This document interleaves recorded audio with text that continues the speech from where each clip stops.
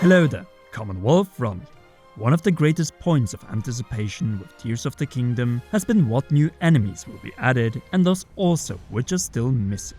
And with the game so close to us, let's detail all that is new and filled with malice or Zonai charges and the monsters still missing but conceptualized by the great Harry Darlington, who will be making a cameo in this video. So be sure to leave a like, subscribe and press that notification bell, as we're going for 2023 likes, and the winner of our Switch OLED giveaway will be chosen from the comment section of this or our previous video, which was all about the past and present.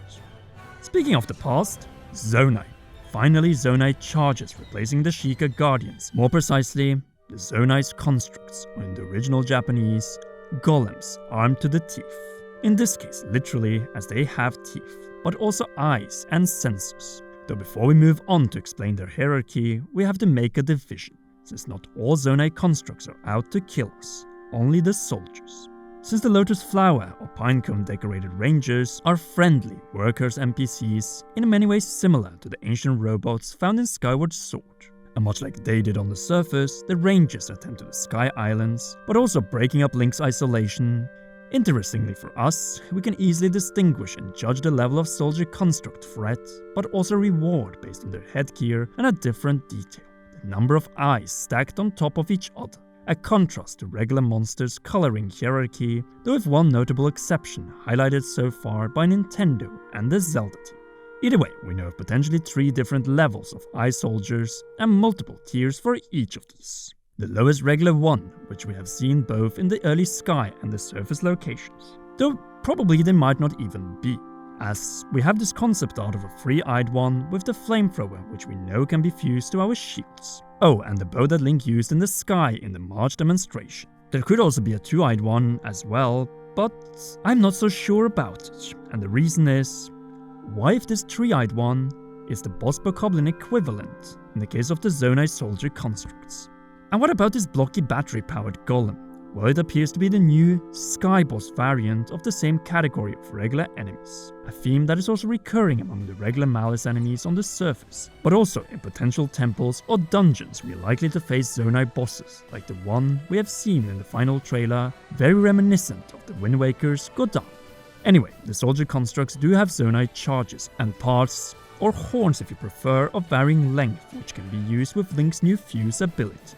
All that brings us over to confirmed Malice monster newcomers in the open air and some on the ground, starting with none other than the Moldorm, as it was first teased in the E3 2021 teaser. No doubt a classic Zelda enemy that has been with us since the beginning in 1986, though it hasn't exactly been consistent as a regular enemy rather than a boss in the key top-down Zelda games. In fact, this is only the 3rd appearance of the Moldorm in the 3rd dimension, the 2 prior being in Twilight Princess and Skyward Sword. In Tears of the Kingdom, as seen from the Zonai flamethrower clip, and this is for a key reason, as this is a game embracing the elements of horror from the depths and surprises of the sky, all forcing fusing to overcome them. And since we're talking about air-based enemies, Kargaroks, an enemy that prior to this 20th Zelda game has only appeared in 2 prior games. In return, those were the Wind Waker and Twilight Princess. The former definitely being the superior one, and likely source of inspiration, as these flying menaces could carry bokoblins and even overweight moblins into battle. It seems that they will do the same in their 3rd overall appearance, along with being the perfect target for our new fused key eyeball homing arrow, bringing these flying bastards down from the sky.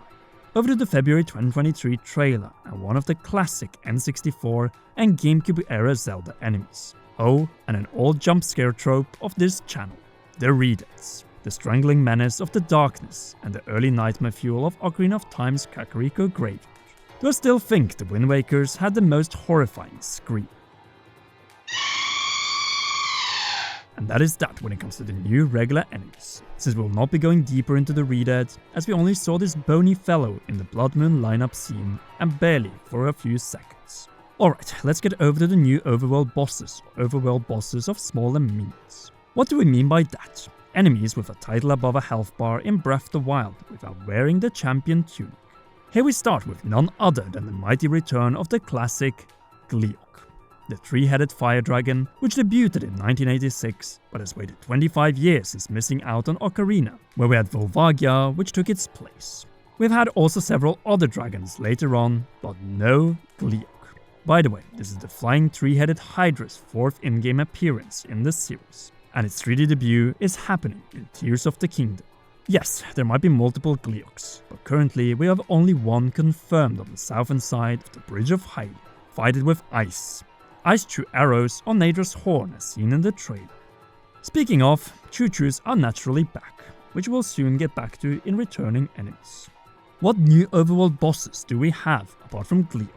Following the final trailer, we know of potentially two, though these might also be dungeon bosses in the sky. The first is the Ice Goma Arachnid, or potentially corrupted Ice Dragon, found above Hebra, who will battle with Tully. However, it doesn't seem to be Nadra. The second is this Georg-like shark, though also a dragon-like creature that is found in the Zora section of the sky, dropping down corrupted substance that is a plague for the Zora.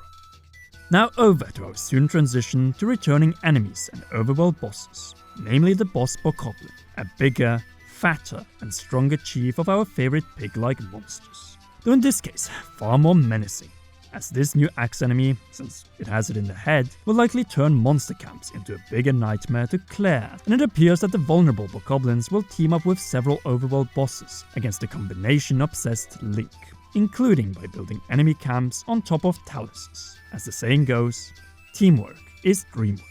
No wonder why Link paraglided past them, at least before building a Zonai stone tank. The same goes for the Hinoxes and Moldugas, which are confirmed to return, meaning that the trio of overworld bosses are back with new appearances and in new locations in Tears of the Kingdom. The same goes for the strongest non-overworld boss enemy in Breath of the Wild, the Lynor, which are even stronger and this time with proper deer-like antlers. And attached to them, they hold new weapons, including a gorgeous katana, perfect for fusing with other weapons. Though this time, even the Bokoblins, including the weak red ones, have valuable loot attached to their heads, perfect for fusing, and right there we have the incentive to fight rather than avoid new and returning enemies in Tears of the Kingdom, especially since the stronger Bokoblins have more useful and durable weapons for combinations attached to their heads. The same goes for the returning though altered partners in crime, the Moblins and speedy masters of the land and water, namely the Lizalfos, and even Octoroks as seen in the final trailer, along with Chews, all with rewarding weapons or helmets attached to their heads on top of the weapons they are wielding in combat. The same applies for the Zonai constructs, and that is it, an expanded list of new and returning enemies. But naturally, there are more that the Zelda team is hiding away, just like the Linus were in Breath of the Wild before we played the game. But since this is a pre-release video, here's a list of missing enemies but present in past 3D Zelda games based on the ones drawn by Harry Darlington alone. So on that note, please take over from here, Harry. Thanks, Conrad. Let's start off with some of the old plant life seen in Hyrule. Here, we've got the classic Deku Baba, which in my design, I've based on the silent princess flower. Its tongue is meant to be used as a lure.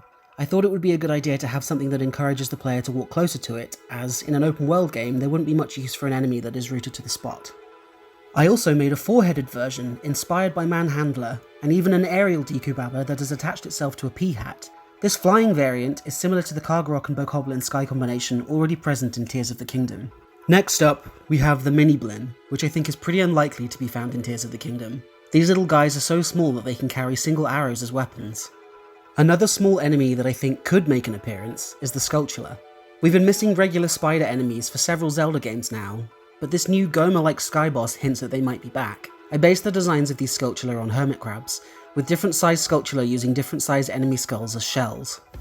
One thing I thought was missing from Breath of the Wild was a range of enemies unique to the various regions of Hyrule. For Gerudo Desert, I was inspired by the scorpion-like Arachna, and for areas like Death Mountain, I thought it'd be fun to bring back the Tektites. In a game where vertical traversal is such a large part of the gameplay, having enemies like Tektites and Skulltula that can jump or climb after you would offer an extra level of challenge to exploring.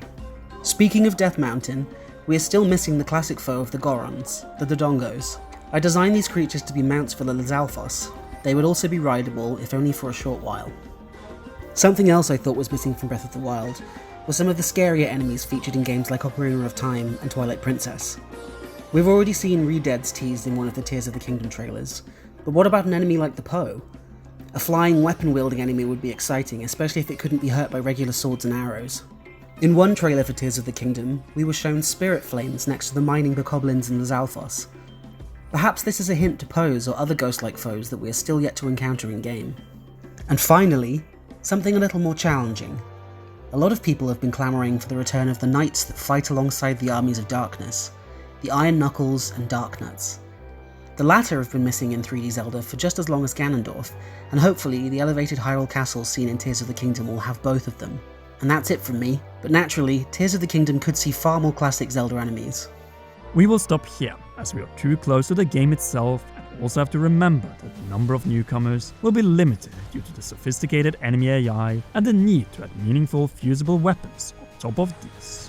But please share your ideas in the comment section down below without referencing any art book links. Instead, if you haven't already, be sure to leave a like, subscribe and press our notification, but also be sure to comment, as we will be selecting the giveaway winner from either this video or the previous one. Last but not least, a big thanks goes to all of you for watching until the end, to all our patreon.com/commonroll patrons, and in particular our raw producer Charles Shash. You rock, and please enjoy one or both of these two awesome videos.